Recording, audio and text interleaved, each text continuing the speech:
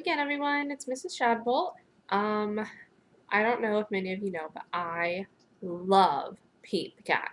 It is one of my favorite books ever, and I even have a little Pete the Cat stuffed animal, and I have some other Pete the Cat toys that I might bring out if I read other books. They kind of go along with some of the books that I have for him. So tonight I have Pete the Cat and the Bedtime Blues.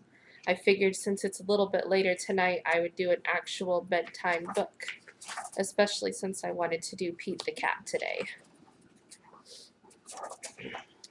Pete and the gang had a great day. They'd been at the beach, surf and sun, and tons of fun.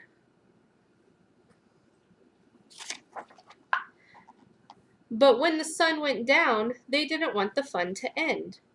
Pete had an idea. Hey, how about a sleepover? More time for tons of fun. Groovy. Pete's Place, let's go.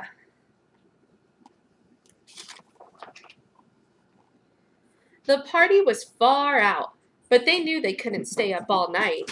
The gang decided it was time to say good night.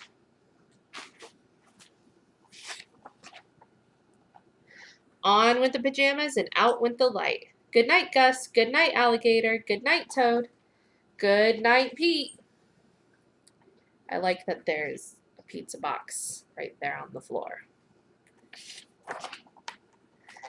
Pete was just about to catch some Z's when clap, clap, clap.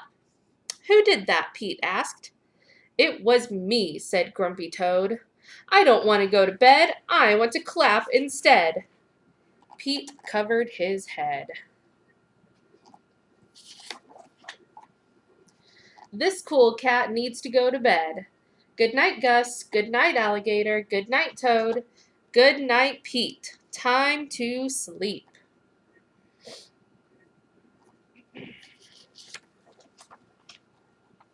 Pete tried again to catch some Z's when rat-a-tat-tat. Who did that? Pete asked. It was me, said Gus the Platypus. I don't want to go to bed. I want to jam instead. Pete covered his head. This cool cat needs to go to bed. Time to sleep. Good night, Gus. Good night, Alligator. Good night, Toad. Good night, Pete. Pete closed his eyes to catch some Z's when he heard... I wonder what it's going to be now. Munch, munch, munch. Pete had a hunch. It was Alligator. He was always up for eating. What could Pete do? All the clapping, rat-a-tat-tatting, and munching was giving him the bedtime blues. But Pete had a groovy idea.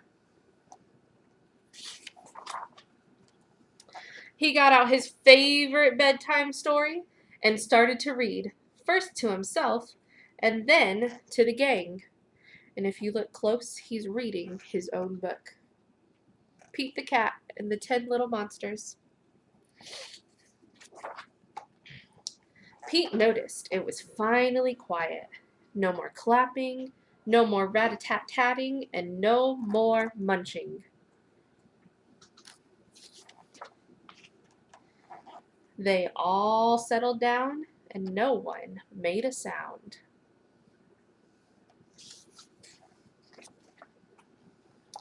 Pete yawned and turned off the light. Good night, sleep tight. Time to catch some Z's.